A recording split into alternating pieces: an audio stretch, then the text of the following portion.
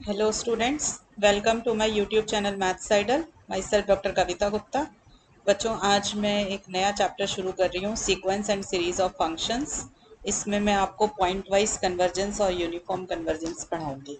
आज आपका ये पहला लेक्चर होगा इस चैप्टर का, जिसमें मैं आपको सीक्वेंस ऑफ फंक्शंस का मीनिंग बताऊंगी और पॉइंट वाइज कन्वर्जेंस का मीनिंग बताऊंगी और इसके क्वेश्चंस कराऊंगी। लेट अस स्टार्ट बच्चों। देखो बच्चों, अभी तक आप लोगों ने रियल सीक्वेंसेस सीखे थे, जो कि क्या था? Function from the set N of natural numbers to real. ठीक है, मतलब एफ ऑफ नेचुरल नंबर कोई भी लिया 1, सपोज कर लो कोई भी रियल नंबर आ गया a1। फिर आपने एफ ऑफ 2 लिया तो कोई भी रियल नंबर आ गया a2। एन को 3 लिया तो कोई भी रियल नंबर सपोज कर लो a3 आ गया। तो जो टर्म्स थी ये सीक्वेंस की a1 a2 a3, ये क्या थे? रियल नंबर्स थे।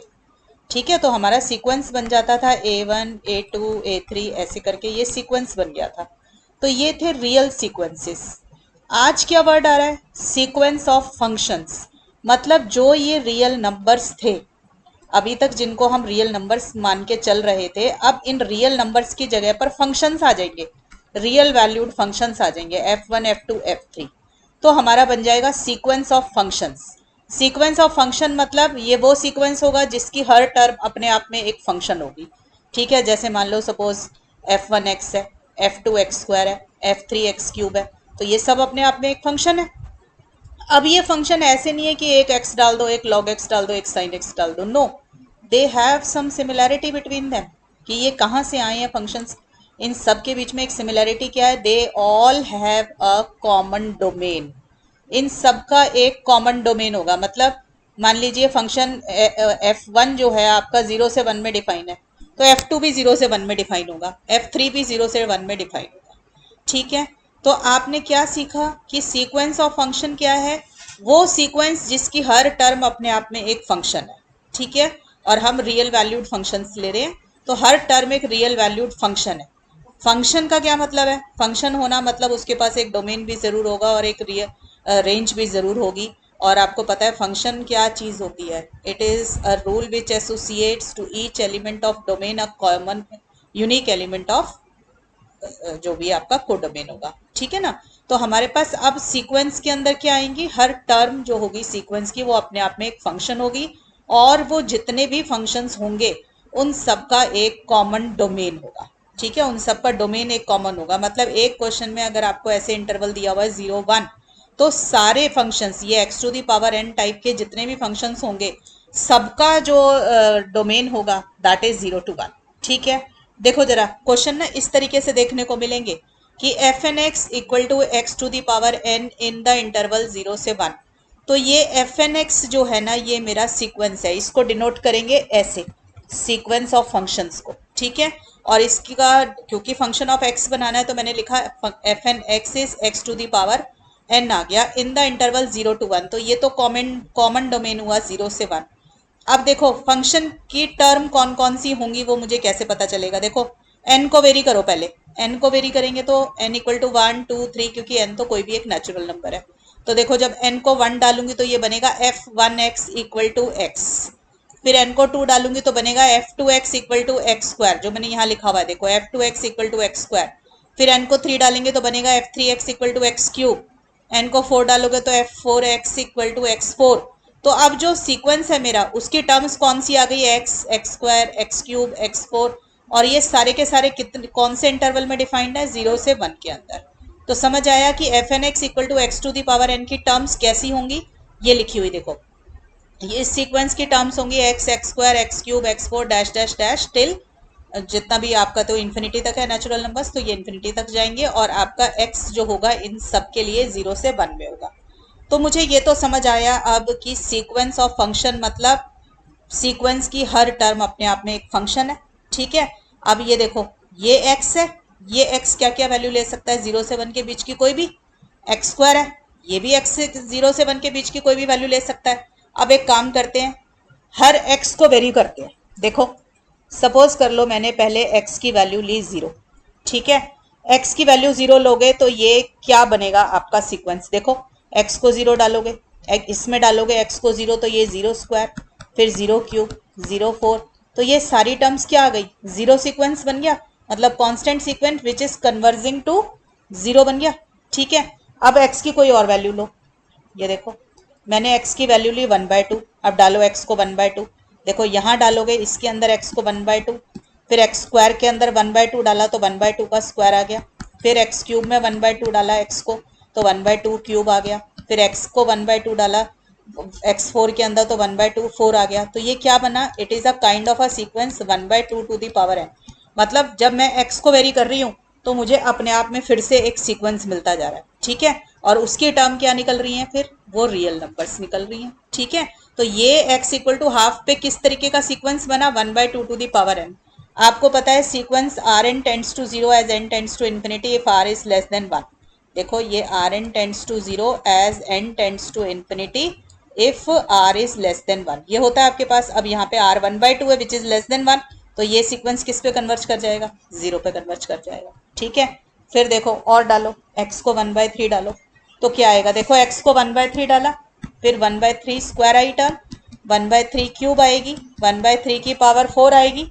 ये क्या बना? It is again one sequence 1/3 to the power n।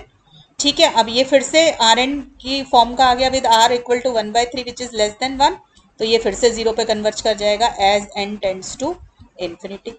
ठीक है ना, तो ये भी हमें समझ आया x इक्वल टू 1/3 पे क्या बिहेवियर है। ऐसे ही लो x इक्वल टू 1, x को 1 डालोगे तो x भी 1 देगा, x स्क्वायर भी 1 देगा, x क्यूब भी 1 देगा, x4 भी 1 देगा। ये क्या बना? Constant sequence 1 which converge to 1। समझ आई आपको? तो इसका क्या मीनिंग है बच्चों? ये देखो जरा, मैंने एक ग्राफ जो है सॉफ्टवेयर से ड्रॉ किया है। ये देखो ये इसी फंक्शन का ग्राफ है आपका f N x equal to x to the power n का।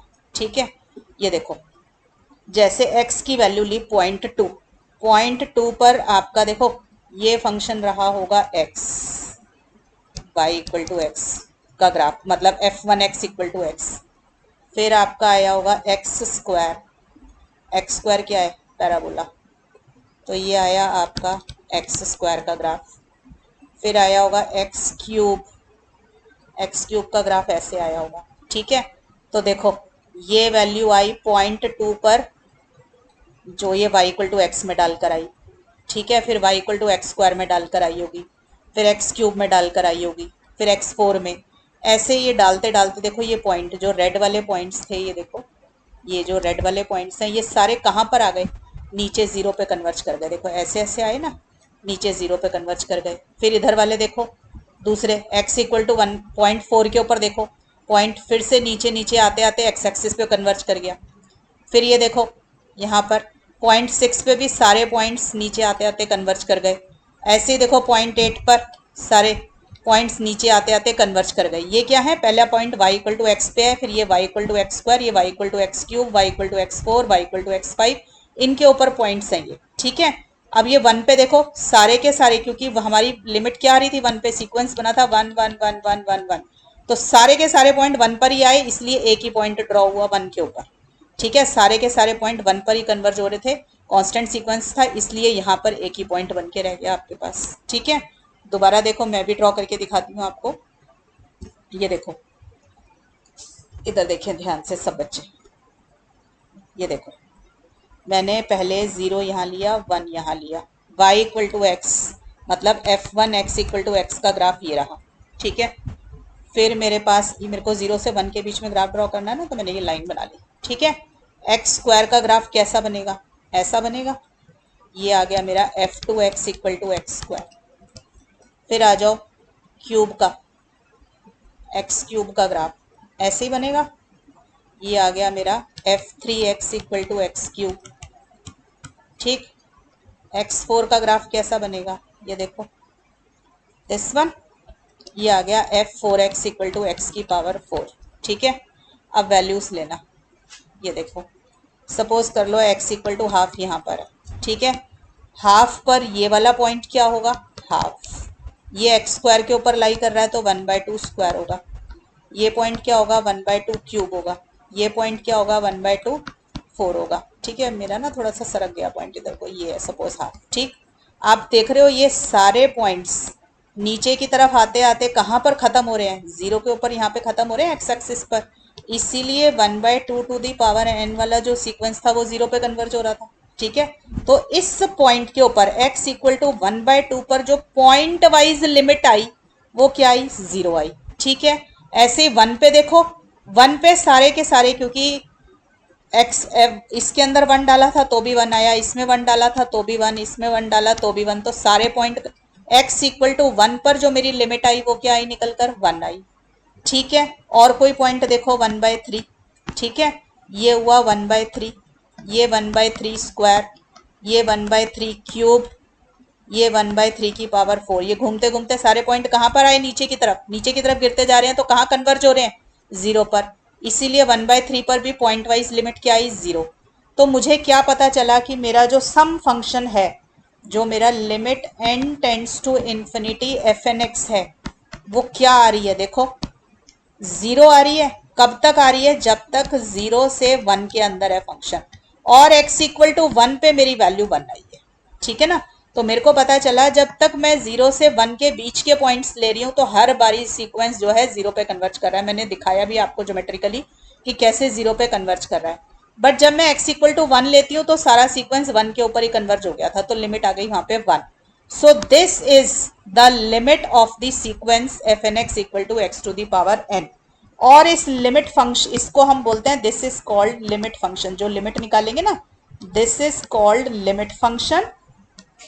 एंड हम बोलेंगे इसके अंदर, एंड वी से दैट जो मेरा सीक्वेंस fn था of functions converges point wise to f।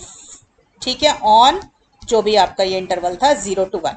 तो ये किस पे पॉइंट वाइज कन्वर्जेंस निकली है, हर पॉइंट के ऊपर हमने उसकी ये लिमिट निकाली कि वो कहाँ कन्वर्ज कर रहा है।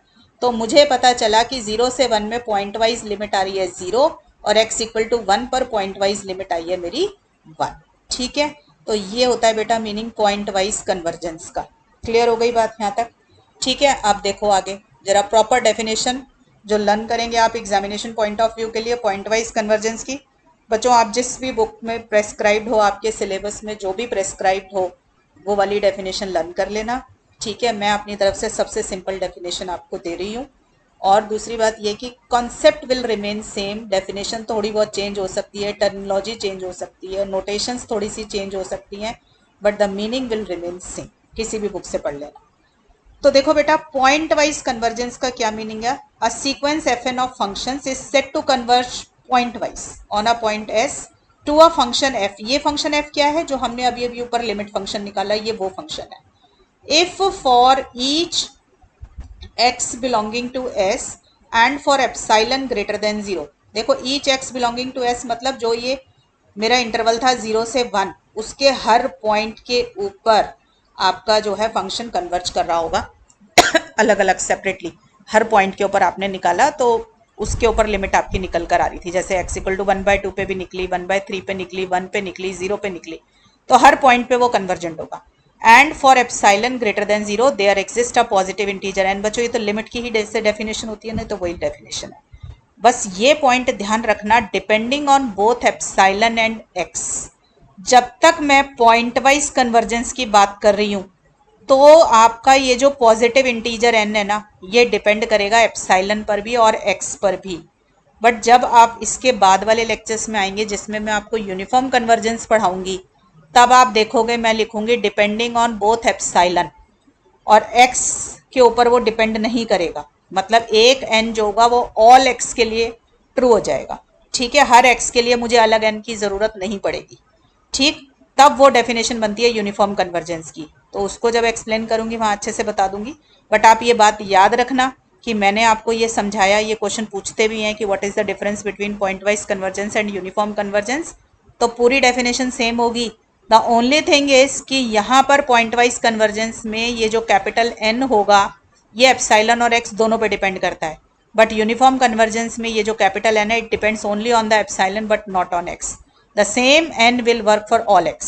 ठीक है, such that mod of fnx minus fx is less than epsilon for all n greater than equal to n। ये तो लिमिट जैसी डेफिनेशन आ गई आपकी पूरी की पूरी। ठीक है, तो अब देखो मैंने ये बात लिख दी है कि जब यूनिफॉर्म कन्वर्जेंस पढ़ाऊंगी तब ये बात आएगी आपके पास कि एन जो है सिर्फ एप्सिलॉन पे डिपेंड करता है, एक्स पे डिपेंड नहीं करता। तो जब आएंगे यूनिफॉर्म कन्वर्जेंस के चैप्टर में तब अच्छे से क्लियर कर लेंगे। ठीक, अभी थोड़ा सा हम फंक्शंस की ना पहले पॉइंट वाइज लिमिट निकालना सीखते हैं। हर एक क्वेश्चन में फंक्शन की लिमिट निकालनी सीखनी है पहले तो। ठीक है, तो find the point wise limit of the following functions. जैसे सबसे पहला फंक्शन लिया मैंने बेटा f N x equal to x by n. शुरू के एक दो क्वेश्चन तो मैं आपको ज्योमेट्रिकली भी जरूर बताऊंगी ताकि आपके दिमाग में सेट हो जाए कि मीनिंग क्या है। देखो, जो भी ये फंक्शन होगा इसकी टर्म्स किस तरीके की होंगी। देखो, एन को वेरी करो, एक्स बाय वन, फिर एन को 2 डाला, एन को 3 डाला, एन को 4, एन को 5 डाला, एन को 6 डाला। तो ये तो सीक्वेंस हो कि मतलब जो है टर्म्स हो। ठीक है, अब देखो इसका अगर मैं ग्राफ बनाऊं तो कैसा बनेगा। मेरे को for all x belongs to R बनाना है। ठीक है, तो ये तो हो गया मेरा f1x इक्वल टू एक्स, फिर x बाय 2 है, थोड़ा सा नीचे से चली जाएगी लाइन, तो ये हो गया f2x equal to x bye 2। f3x चाहिए, ठीक है, तो ये बना f3x equal to x bye 3। यही बनते जा रहे हैं। देखो देखने में लग रहे हैं ना कि f1x, f2x, f3x ये कहाँ कन्वर्ज हो रहे हैं, तो सीधे सीधे जाते जा रहे हैं सारे। तो हम कन्वर्जेंस की बात कहाँ से आ रही है, बट आप देखो आपको सीखनी है पॉइंट वाइज कन्वर्जेंस। ठीक है, अब देखो मेरे पास x बिलोंग्स टू r है। ठीक है, कोई भी वैल्यू लो x की, पहले 0 ले ली, राइट। x इक्वल टू 0 जब डालोगे, देखो एट x इक्वल टू 0 जो मेरा ये सीक्वेंस है एफ एन एक्स, ये क्या बनेगा। देखो सब में x को 0 डालो तो 0, 0 बाय 2, 0 बाय 3, 0 बाय 4, ये सारा क्या टर्म्स आ गई, 0 सीक्वेंस आ गया आपके पास, विच कन्वर्ज टू 0, कॉन्स्टेंट सीक्वेंस है उसी पे कन्वर्ज कर जाएगा। अब कोई और वैल्यू डाल दो, एट x इक्वल टू 1 डाल लो, तो मेरे पास एफ एन एक्स की क्या टर्म्स आएंगी, 1, 1 बाय 2, 1 बाय 3, 1 बाय 4, 1 बाय 5, ये आ जाएंगी। ठीक है, ये क्या सीक्वेंस है, it is a sequence 1 by n। आप सबको पता है limit n tends to infinity, 1 by n क्या होता है 0, तो ये फिर से 0 पे कन्वर्ज कर जाएगा। ठीक है, और देखो और कोई वैल्यू लो, x की सपोज हाफ ले लो, तो एफ एन एक्स क्या बनेगा मेरा, 1 बाय 2, फिर 1 बाय 4, फिर x बाय 3 था ना हमारे पास, x बाय 3 था, 1 बाय 6 आपके पास आ जाएगा। ठीक है, फिर 4 है तो 2 4 8, ये आनी शुरू हो जाएंगी टर्म्स। ये फिर से आपको लग रहा है कि 0 पे कन्वर्ज करेगा, ये किस फॉर्म का आ गया, 1 bye 2 to 1 bye 2n form का आ गया, तो वो भी फिर से limit n tends to infinity लोगे तो 0 आ जाएगा, तो ये भी 0 पे कन्वर्ज कर रहा है। तो इसका मतलब मेरी जो एफ एक्स होना चाहिए, f x should be limit n tends to infinity f N x. ठीक है, वो क्या होना चाहिए, 0। वैसे भी आप डायरेक्ट निकाल के देखो, limit n tends to infinity, आपका सीक्वेंस x बाय n दे रखा है ना, लिमिट क्या आनी चाहिए, 0। तो मेरी पॉइंट वाइज लिमिट क्या है इस क्वेश्चन में, पॉइंट वाइज लिमिट इज 0। ठीक, देखो आप डायरेक्टली बस एक लाइन का जवाब लिखते यही वाला इतना, तो भी एग्जाम में पूरे नंबर मिलेंगे आपको। ठीक है, बट फिर भी मैं ज्योमेट्रिकली आपको थोड़े से क्वेश्चन जरूर समझाना चाहती हूँ जिनके ग्राफ आसान है, जो आप ड्रॉ करके सीख सकते हैं। ठीक है, देखो क्या मीनिंग था इसका, देखने में तो लग रहे हैं ये f1x f2x ये तो डाइवर्ज हो रहे हैं, कहीं पे रुक ही नहीं रहे, तो फिर क्या मीनिंग था पॉइंट वाइज लिमिट का। हर पॉइंट पे लिमिट देखो बच्चा, ये रहा 0, 0 पे सारे फंक्शन 0 ही वैल्यू ले रहे थे तो यहीं कन्वर्ज कर गए। अब आ जाओ हाफ। ठीक है, x इक्वल टू हाफ पे मेरा फंक्शन की यहाँ पे वैल्यू आई हाफ, इसकी आई 1 बाय 4, इसकी आई 1 बाय 6, ऐसे करते करते ये पॉइंट देख रहे हो नीचे आते जाएंगे, नीचे आते जाएंगे, तो सारे कहाँ कन्वर्ज कर जाएंगे, इस पॉइंट के ऊपर, तो ये भी 0 आ गया। ठीक है, अब आप देखो मैंने 1 लिया, ठीक है, x इक्वल टू 1 पे फंक्शन की वैल्यू इसकी 1 थी, फिर इस पे 1 बाय 2 थी, इस पे 1 बाय 3 थी, देखो 1, 1 बाय 2, 1 बाय 3, फिर से ये सीक्वेंस कहाँ कन्वर्ज करेगा धीरे धीरे, 0 के ऊपर। तो मेरी लिमिट क्या आ गई इस पूरे सीक्वेंस की, 0। ठीक है, एज इट इज फंक्शन का ग्राफ नहीं देखना कि ये कन्वर्ज कर रहा है या डाइवर्ज कर रहा है, हर पॉइंट पे देखो कि कहाँ पर कन्वर्ज कर रहा है। ठीक है, दूसरी बात ये कि इसमें चांस की बात है, लिमिट इसमें भी 0 आ गई, ऊपर वाले में भी 0 आ रही, पर ऐसा कोई जरूरी नहीं है कि हर बार पॉइंट वाइज लिमिट 0 ही आएगी, पूरा का पूरा y equal to x line पे भी कन्वर्ज कर सकता है क्वेश्चन, तो लिमिट आपकी f x equal to x भी आ सकती है, कुछ भी आ सकती है, फंक्शन की फॉर्म में भी लिमिट आ सकती है, राइट। तो इस क्वेश्चन की पॉइंट वाइज लिमिट बेटा क्या निकल कर आई, 0 निकल कर आई। क्लियर हो गई बात। अब नेक्स्ट क्वेश्चन देखो, यही वाला दोबारा करते हैं, ये बड़ा कॉमन एग्जांपल होता है, limit n tends to infinity x n, ठीक है, for all x belongs to r। ठीक है, ये वाला करना है, तो इसकी तो मैंने टर्म्स आपको लिखवा भी दी है। अब देखो इसका फंक्शन बनाते, आपका जो एफ एक्स होगा, f x equal to limit N tends to infinity f N x, ये लिखना है। आप सबने देखा था कि जब तक मेरा जो है x 0 से 1 के बीच में था तो मेरी लिमिट 0 आ रही थी, वैसे भी आप देख सकते हो। आपको पता है r n tends to 0 as n tends to infinity if mod r is less than 1, ये तो हमारी प्रॉपर्टी होती है। इसको लर्न करके रखना, इस चैप्टर में बहुत बारी यूज होगी। तो क्योंकि यहाँ पे for all x belongs to r है तो मैं यहाँ पे कर रही हूँ x लाइन बिटवीन -1 एंड 1, तो मेरी लिमिट क्या आ जाएगी 0, क्योंकि आर एन हो या x to the power n हो, बात तो एक ही है। ठीक है, तो -1 से 1 के बीच में लिमिट 0, x इक्वल टू 1 पे सीक्वेंस क्या बन गया था, ये देखो x to the power n है, x को 1 डालूंगी तो सीक्वेंस मेरा 1 1 1 1 यही आएगा। तो ये किस पे कन्वर्ज कर रहा था, 1 पे, तो लिमिट आ गई 1। अब x इक्वल टू -1, देखो -1 पे ये सीक्वेंस क्या बनेगा, देखो x को -1 डालूंगी तो ये बनेगा। ठीक है, तो -1 के ऊपर क्या आएगी वैल्यू, देखो -1 1 -1 1 -1 1, तो ये सीक्वेंस क्या है, oscillatory sequence, it is oscillating between -1 and 1। ये मत सोच लेना कि -1 और 1 दोनों लिमिट है, क्योंकि लिमिट इज ऑलवेज यूनिक। ठीक है, तो ये ऑसिलेटरी सीक्वेंस है, ऑसिलेटरी सीक्वेंस नेवर कन्वर्जेस। ठीक है, तो x इक्वल टू -1 पे इसकी लिमिट क्या आएगी, इन्फिनिटी है। ठीक है, तो मतलब x इक्वल टू -1 पे के ऊपर ये आपका डाइवर्ज कर जाएगा सीक्वेंस। ठीक है, और x इक्वल टू सारा हो गया कवर, इक्वल टू 1 नहीं, x लेस देन -1 लोगे या x ग्रेटर देन -1 लोगे, उस पे भी आपका सीक्वेंस जो है ये डाइवर्ज कर जाएगा, क्योंकि हमारी प्रॉपर्टी है ना कि r n tends to 0 as n tends to infinity if mod r is less than 1। इसके आगे पीछे कुछ भी होगा, मॉड आर ग्रेटर देन 1 होगा तो सीक्वेंस डाइवर्ज करेगा, x ग्रेटर देन 1 होगा तो भी सीक्वेंस डाइवर्ज करेगा। ठीक है, तो कन्वर्जेंस इसकी सिर्फ किस में आएगी, मॉड x लेस देन 1 में आएगी। क्लियर हो गई बात। तो हमारा जो फंक्शन अगर कन्वर्जेंस लिमिट पूछो, इसका फाइनल कंक्लूजन क्या लिखूंगी मैं, कंक्लूजन में लिख देती हूँ कि मेरी जो पॉइंट वाइज लिमिट है that is 0 if mod x is less than 1, मतलब x is lying between -1 and 1, ये भी नहीं है। इसके ऊपर भी फाइनाइट लिमिट है x इक्वल टू 1 पर, एंड डाइवर्जेंट कहाँ पर है, divergent at x equal to -1 और mod x greater than 1। Mod x greater than 1 का मीनिंग x ग्रेटर देन 1 और x लेस देन -1। ठीक है बच्चों, तो ये आपका पॉइंट वाइज लिमिट पूरे रियल लाइन पे निकाल कर दिखा दिया। क्लियर, चलो नेक्स्ट आ जाओ, थर्ड क्वेश्चन देखो। आपको निकालना है फाइंड, रुक जाओ, find the point wise limit of f N x equal to x square plus N x upon n for all x belongs to r. ठीक है, अब हमको समझ आ गया है क्या मीनिंग है, तो अब हम डायरेक्ट भी निकालेंगे इनको, ऐसा नहीं कि मैं हर बारी पूरा लंबा लंबा काम आपको करवाऊंगी। डायरेक्ट लिमिट निकाल के देखो, एन को इन्फिनिटी डाल के, नीचे एन है सॉरी। ठीक, तो ये देखो, इसको मैं ऐसे ऐसे अलग कर सकती हूँ, X square by N plus N X by N. ठीक, ये कट गया, तो sum of limit is limit of sum, अलग अलग कर लो, ये आ गया। n को इन्फिनिटी डालोगे तो 1 अपॉन इन्फिनिटी 0, और इसके ऊपर n का कोई फर्क नहीं पड़ेगा क्योंकि limit n approaches to infinity है, तो x के पास तो n है ही नहीं, तो x एज इट इज बच गया। तो मेरी लिमिट क्या निकल कर आ गई, x। तो मेरा जो लिमिट फंक्शन होगा that is x for all x belongs to r। Clear हो गई। तो given sequence converges to x for all x belongs to r, pointwise convergent. अभी यूनिफॉर्म की तो बात ही नहीं करी है, हो सकता है यूनिफॉर्म भी हो, पर अभी हमने यूनिफॉर्म की बात नहीं करी, I am just finding the point wise limit.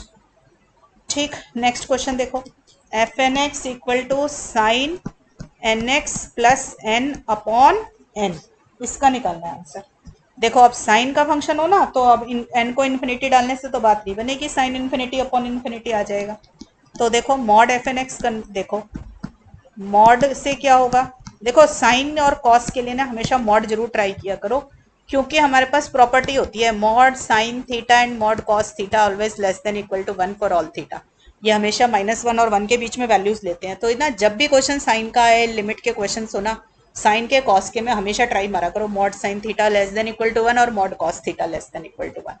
तो मैंने mod F N X consider किया बच्चों, तो ये बना मेरा mod of sine N x upon this, तो साइन वाली टर्म की जगह पर तो 1 आ जाएगा और नीचे वाला n, मॉड मैंने इसलिए हटा दिया नीचे एन से, ऊपर तो मॉड साइन थीटा है वो लेस देन इक्वल टू 1 आ गया, नीचे एन से इसलिए हटा दिया क्योंकि N belongs to natural number है, तो एन 1 2 3 वैल्यू ले रहा होगा, पॉजिटिव है तो मॉड एन एन ही आ जाएगा आपके पास। ठीक है, यहाँ तक आप देखो। Also mod sine N X plus N upon N जो होगा, मॉड होने की वजह से हमेशा ग्रेटर देन 0 होगा कि नहीं होगा, ऑलवेज, क्योंकि मॉड है तो पॉजिटिव ही रहेगा। तो इसका मतलब मुझे क्या बात समझ आ गई कि 0 लेस देन दिस। ठीक है, अब बेटा क्या करो, ये इस वाले की लिमिट निकालो और इसकी लिमिट निकालो। देखो limit N tends to infinity 1/n भी 0 है और limit N tends to infinity 0 भी आपकी 0 है। This implies by sandwich theorem या स्क्वीज थ्योरम, कुछ भी बोल सकते हो, बाय सैंडविच थ्योरम और बाय स्क्वीज थ्योरम। मैं नीचे भूल गए होगे आप लोग तो मैं नीचे रिकॉल भी करा देती हूँ आपको। जो बीच वाला फंक्शन होगा ये this one will also converge, उसकी भी जो लिमिट होगी वही आएगी। मैं जरा नीचे पहले आपको एक बारी थ्योरम रिकॉल करा दूं, इसकी लिमिट भी 0 आ जाएगी। ठीक है, मैं देखो सैंडविच थ्योरम सीक्वेंसेस की भी होती है और फंक्शन की भी होती है, मैं लिख देती हूँ। स्क्वीज थ्योरम क्या चीज़ है आपके पास, ठीक है, फंक्शंस पे भी होती है और सीक्वेंसेस पे भी होती है। अगर F X less than equal to G X less than equal to H X function है और जो दोनों एक्सट्रीम्स हैं उनकी आपने लिमिट निकाली, ठीक है, limit F X is equal to limit H X, दोनों की लिमिट बराबर निकल कर आनी चाहिए, ये वाला फंक्शन और ये वाला फंक्शन दोनों की लिमिट अगर बराबर निकल आई, दिस इम्प्लाइज लिमिट जो बीच वाला फंक्शन होगा ना उसकी भी सेम आएगी। सपोज कर लो ये लिमिट एल आ रही है तो लिमिट जी एक्स भी आपकी एल आ जाएगी। ठीक है, देखो एक फंक्शन एफ ये, एक ये और एक ये, ठीक है, ये एल पॉइंट पे कन्वर्ज कर रहे थे, नीचे वाला सबसे छोटा एफ एक्स, ये जी एक्स और ये एच एक्स। खुद देखो एफ एक्स अगर छोटा है सबसे और वो एल पे जा रहा था, उससे ऊपर जो एच एक्स सबसे बड़ा था वो भी एल पे जा रहा था, तो जी एक्स इन दोनों के बीच में ही है, जी एक्स इनको क्रॉस तो कर नहीं सकता। ठीक है ना, एफ एक्स और एच एक्स दोनों के बीच में ही है, तो जी एक्स भी एल पर ही कन्वर्ज करेगा। This is my squeeze theorem. ठीक है, अब देखो मैंने ऊपर कैसे अप्लाई करी है, देखो इधर मैंने यहाँ पर, इधर देख लें सब बच्चे, वापसी आ जाए इसके ऊपर, मैंने मॉड ऑफ साइन जो भी ये लिखी हुई है टर्म, इसको less than equal to 1/n और ग्रेटर देन इक्वल टू 0 बनाया। ठीक है, अब 0 की लिमिट तो 0 ही आएगी क्योंकि कांस्टेंट फंक्शन है, और 1/n वाले की मैंने लिमिट निकाल ली, कांस्टेंट सीक्वेंस की लिमिट निकाली, ये कितनी आई 0 आ गई, तो बीच वाले की भी लिमिट आपकी स्क्वीज थ्योरम से क्या हो जाएगी 0 हो जाएगी। ठीक है, मैं ये भी लिख देती हूँ, this theorem is valid for sequences also, is valid for sequences also, कि अगर 3 सीक्वेंस है A N less than equal to B N less than equal to C N, तो अगर एक्सट्रीम्स की लिमिट सेम है तो बीच वाले की भी सेम हो। ठीक, तो मुझे ये पता चल गया कि limit N tends to infinity, ये मॉड वाला 0 है, पर मुझे तो आंसर बिना मॉड का चाहिए था। ठीक है ना, तो देखो मैं इसको लिख देती हूँ, therefore limit N tends to infinity mod of sine N X plus N upon N, क्या निकली है ये limit 0। This implies limit N tends to infinity, बिना मॉड वाला भी आपका जो है 0 पे जाएगा। यहाँ पे कौन सी प्रॉपर्टी यूज करी है, देखो अगर सीक्वेंस ए एन जो होता है ये किसी एल पे कन्वर्ज करता है तो मॉड ए एन वाला सीक्वेंस भी एल पे कन्वर्ज करता है। ठीक है, but converse is not true, इसका कन्वर्स ट्रू नहीं होता, मतलब कि अगर मॉड ए एन कन्वर्ज करे एल पर, then it is not necessary that A N also converge to L. तो फिर आप कहोगे मैडम यहाँ क्यों लगा दिया आपने कि मॉड ए एन अगर कन्वर्ज कर रहा है तो आपने क्यों कह दिया कि ए एन कन्वर्ज कर रहा है, बिकॉज, बट एक और चीज है, if mod A N converges to 0 then A N भी कन्वर्ज करता है 0 पर, सिर्फ 0 के लिए ट्रू है। दोबारा से सुनेंगे ये कॉन्सेप्ट, देखिए हमारी थ्योरम है कि अगर ए एन कोई सीक्वेंस है जो एल पे कन्वर्ज कर रहा है तो उसका मॉड भी कन्वर्ज करेगा एल के ऊपर। ठीक है, फिर कोई आपसे पूछे क्या इसका कन्वर्स ट्रू है, मतलब मॉड ए एन कन्वर्ज करे तो क्या ए एन कन्वर्ज करेगा, नहीं करेगा। एग्जाम्पल ले लो -1 टू दी पावर एन, -1 का मॉड लोगे तो 1 आ जाएगा, वो तो 1 पे कन्वर्ज करता है, पर -1 कन्वर्ज नहीं करता। ठीक है, तो हमारे को पता चला कि इस थ्योरम का कन्वर्स ट्रू नहीं है। तो फिर कोई आपसे पूछेगा कि थोड़ी मॉडिफिकेशन से क्या कन्वर्स ट्रू हो सकता है, किस कंडीशन के अंदर कन्वर्स ट्रू होगा, तो आपका आंसर होना चाहिए कि जब लिमिट 0 आ रही है तब ट्रू हो जाएगा। ठीक है, कि मतलब मॉड एन अगर 0 पे कन्वर्ज कर रहा होगा तो विदाउट मॉड वाला मतलब सीक्वेंस एन भी 0 पे कन्वर्ज कर रहा होगा। तो मैंने ये वाला यूज किया है पोर्शन कि मॉड एन कन्वर्जेस टू 0 तो sequence N also converge to 0। तो देखो मेरा मॉड ऑफ साइन वाली टर्म जो थी वो 0 पे जा रही थी, तो विदाउट मॉड वाली टर्म भी 0 पर जाएगी। ठीक है, तो मुझे पता चला इस क्वेश्चन की पॉइंट वाइज लिमिट क्या है, 0 है। ठीक है, गुड क्वेश्चन, क्योंकि आपके 2-3 थ्योरम्स भी यूज हुई हैं इस क्वेश्चन में। नेक्स्ट क्वेश्चन देखो, show that limit n tends to infinity x upon x plus n equal to 0 for all x belongs to R, x greater than equal to 0। देखो ध्यान से देखना, x प्लस n हमेशा greater होगा x से, n से होगा for all x greater than equal to 0, क्योंकि x कोई भी एक पॉजिटिव नंबर है, n तो था ही नेचुरल नंबर, उसमें नेचुरल नंबर में कोई पॉजिटिव नंबर ऐड करोगे तो वो उस नेचुरल नंबर से बड़ा ही होगा, नेगेटिव होता तो छोटा हो जाता है x, है ना। तो हमने x greater than equal to 0 हमें दिया हुआ है, कोई भी एक रियल नंबर है, पॉजिटिव रियल नंबर है। ठीक है, तो 1 अपॉन एक्स प्लस एन क्या होगा, 1 अपॉन एन। आपको पता है कि रेसिप्रोकल लो या नेगेटिव साइन से मल्टीप्लाई करो तो इनइक्वालिटी का साइन चेंज हो जाता है, तो मेरा चेंज हो गया। ठीक है, multiply by x on both sides, x on both sides. आपको लग रहा होगा कि मैडम ऐसे कैसे बना लेती हैं, तो देखो मैं ये फंक्शन कंस्ट्रक्ट कर रही हूँ, सिर्फ इस फंक्शन को कंस्ट्रक्ट कर रही हूँ। मुझे दिखाई दिया कि एक्स प्लस एन नीचे डिनोमिनेटर में, इसलिए मैंने रेसिप्रोकल लिया। मुझे दिखाई दे रहा है न्यूमरेटर में एक्स है, इसलिए मैं एक्स से मल्टीप्लाई कर रही हूँ। और एक्स से मल्टीप्लाई करने पर इनइक्वालिटी का साइन चेंज नहीं होगा, बिकॉज एक्स आपका ग्रेटर देन 0 दिया हुआ है। ठीक है, ग्रेटर देन इक्वल टू 0 दिया हुआ है। पॉजिटिव नंबर से मल्टीप्लाई कर लो कोई फर्क नहीं पड़ेगा, नेगेटिव से करोगे तो चेंज हो जाएगा इनइक्वालिटी का साइन। ठीक है, also X upon X plus N हमेशा ही ग्रेटर होगा आपका इससे पॉजिटिव, क्योंकि n भी पॉजिटिव x भी पॉजिटिव, तो x प्लस एन भी पॉजिटिव, न्यूमरेटर भी पॉजिटिव डिनोमिनेटर भी पॉजिटिव, तो पूरी फ्रैक्शन पॉजिटिव आएगी। ठीक है, तो ये दोनों, इन दोनों को इकट्ठा करो तो इससे मुझे क्या पता चला, 0 less than this less than this. ठीक है, फिर से स्क्वीज थ्योरम लग गई आपकी। देखो limit of 0 is 0, limit of x by n tends to infinity is 0, this implies by squeeze theorem आपकी जो बीच वाला फंक्शन होगा x upon X plus N, n tends to infinity, ये भी 0 हो जाएगा बीच वाला भी। ठीक है, स्क्वीज थ्योरम लगा ली हमने फिर से। क्लियर हुआ बच्चों? ठीक है, मैं जान के स्क्वीज थ्योरम के 1-2 क्वेश्चन आपको करवा रही हूँ ताकि आपको ये ना बड़ा अच्छा लिमिट निकालने के काम आ जाता है हमारा। क्लियर? और देखो तरीके करने के क्वेश्चंस, अलग अलग तरीके से क्वेश्चंस इसीलिए करा रही हूँ ताकि हर तरीका आपको पता चल जाए, फिर आप क्वेश्चन रिलेट कर पाए एग्जाम में। अब ये निकालनी है sine N x upon this. ठीक है, for X belongs to R, X greater than equal to 0। Clear है बच्चों? अब ये निकालना है, राइट? तो अब देखो आप, मेरे पास है एफ एन एक्स क्या है यहाँ पे, sine N x upon 1 plus this N X, right? मैंने हमेशा कहा साइन वाला होना तो एक बार तो मॉड लेके जरूर अपने मन की निकाल लिया करो। ठीक है, ये आ गया मॉड है तो ये क्या होगा, मॉड साइन थीटा, क्योंकि लेस देन इक्वल टू 1 होता है फॉर ऑल थीटा।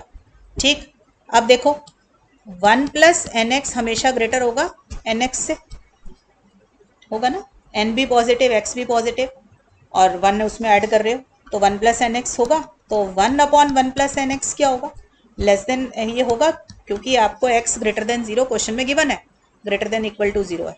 ठीक, तो इक्वल टू का साइन लगा लो, यहाँ तक ये होगा। तो इसका मतलब ये जो है less than equal to N X आ जाएगा आपके पास, राइट? तो मुझे क्या बात समझ में आई कि mod of sine N x upon 1 plus N X जो है less than equal to 1 plus 1 by N X आ गया। ऑल्सो मॉड जो होता है this is always greater than equal to 0 होगा, मॉड है क्योंकि पॉजिटिव है। इन दोनों को कंबाइन करो, लिखो, देखो दोनों को कंबाइन करके यही आएगा। पहले मैंने 0 वाली टर्म को उल्टा करके लिख लिया, फिर इसको लिखा, दोनों को कंबाइन किया तो ये आ गया। अब देखो फिर से इसकी जो लिमिट है, limit n tends to infinity 0 is 0, इसकी लिमिट निकालो, limit n tends to infinity 1/nx, ये भी 0। This implies again by squeeze theorem, बीच वाले की limit n approaches to infinity mod of sine nx upon 1 + nx, this is 0। ये भी limit 0 आ गई।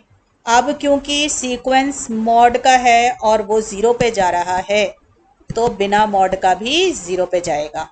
याद रखनी है प्रॉपर्टीज, क्या कि if mod an converges to 0 as n tends to infinity then an also converse to 0। ये सिर्फ 0 के लिए ट्रू है, अदरवाइज नहीं है। 0 की जगह -1 आता तो नहीं होता, ठीक है। तो सिर्फ 0 के ऊपर मॉड अगर कन्वर्ज करता है तो विदाउट मॉड वाला भी कन्वर्ज करेगा, राइट। तो आपको पॉइंट वाइज लिमिट क्या मिल गई गिवन सीक्वेंस की, 0। और देखो क्वेश्चन आपको शो करना है, show that limit n tends to infinity nx upon 1 + n² x² is equal to 0 for all x belongs to R। देखो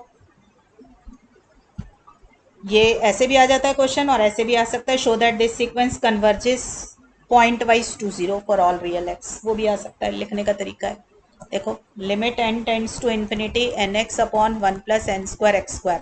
देखो n को इन्फिनिटी डाल के देखो तो ये इन्फिनिटी बाय इन्फिनिटी फॉर्म बनी हुई है इस समय। तो आपको पता है इन्फिनिटी वाले को हम किस तरीके से सॉल्व कर लेते हैं, हाईएस्ट पावर से डिवाइड करके कर लें। देखो ऊपर न्यूमरेटर में से n कॉमन निकालोगे, नीचे डिवाइड कर लो, मतलब n से सारा डिवाइड कर लो, ठीक है।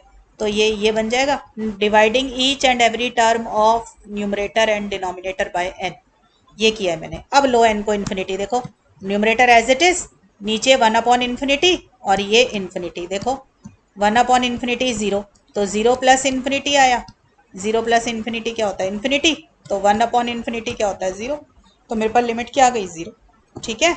This implies limit n approaches to infinity nx upon 1 + n² x² क्या आ गया 0 for all x belongs to R, ठीक है।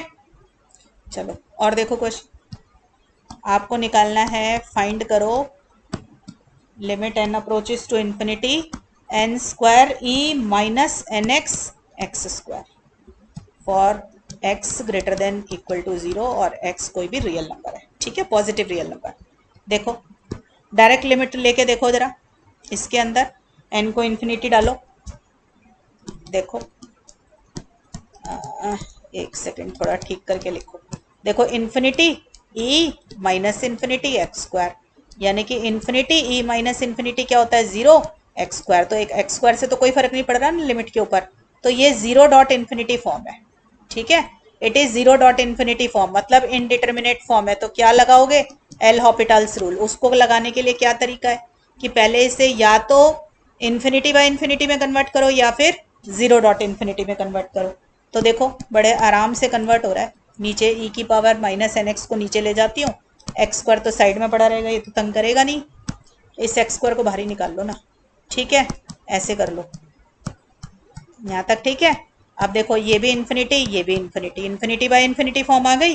क्या कहती है infinity by infinity form, L Hopital's rule लगाओ। एल हॉपिटल्स रूल क्या कहता है आपको, न्यूमरेटर अलग डिफरेंशिएट, डिनोमिनेटर अलग डिफरेंशिएट।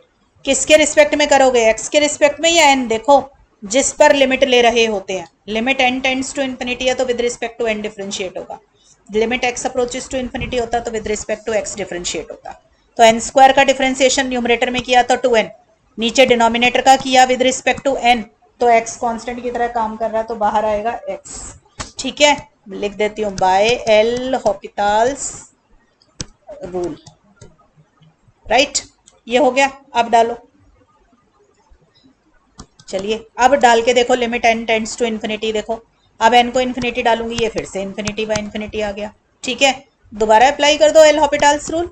एल हॉपिटल्स रूल क्या कहता है, फिर से न्यूमरेटर डिफरेंशिएट करो, तो 2n का डिफरेंशिएशन 2, नीचे ई एन एक्स का डिफरेंशिएशन, फिर से ई एन एक्स और साथ में x बाहर आ जाएगा, ठीक है, again applying L Hopital's rule. Clear हो गई बच्चों बात? ठीक, अब लीजिए n को इन्फिनिटी डालो तो एक्स स्क्वायर, अब इसमें n को इन्फिनिटी डालोगे तो 2/e की पावर इन्फिनिटी, और ये वाला एक्स स्क्वायर बाहर कर दिया, लिमिट ले ली। ठीक है, इससे तो ये कट गया। e इन्फिनिटी क्या होता है? इन्फिनिटी, और इन्फिनिटी डिनोमिनेटर में आ जाए तो लिमिट क्या हो गई? 0। 1/इन्फिनिटी 0 होता है ना, तो लिमिट आ गई 0। ठीक है बच्चों, तो बच्चों मैंने आपको काफ़ी सारे क्वेश्चंस करा दिए हैं पॉइंट वाइज लिमिट निकालने के। ये मैंने इसलिए कराया क्योंकि आप जितने भी क्वेश्चंस करोगे सब में सबसे पहले तो पॉइंट वाइज लिमिट निकलेगी, उसके बाद ही उसकी यूनिफॉर्म कन्वर्जेंस चेक होगी। ठीक है बच्चों, तो इन सभी क्वेश्चंस को ट्राई कर लेना। मैंने अपनी तरफ से कोशिश करी है आपको हर तरीके से अलग अलग मेथड से क्वेश्चंस में लिमिट निकालनी सिखाऊं, ताकि आपके माइंड में सारे कॉन्सेप्ट्स आ जाए। तो बच्चों पढ़ाई करते रहें। नेक्स्ट लेक्चर में आपको यूनिफॉर्म कन्वर्जेंस पढ़ाती हूँ कि what is uniform convergence. Right, till then बच्चों पढ़ाई करते रहो। All the best.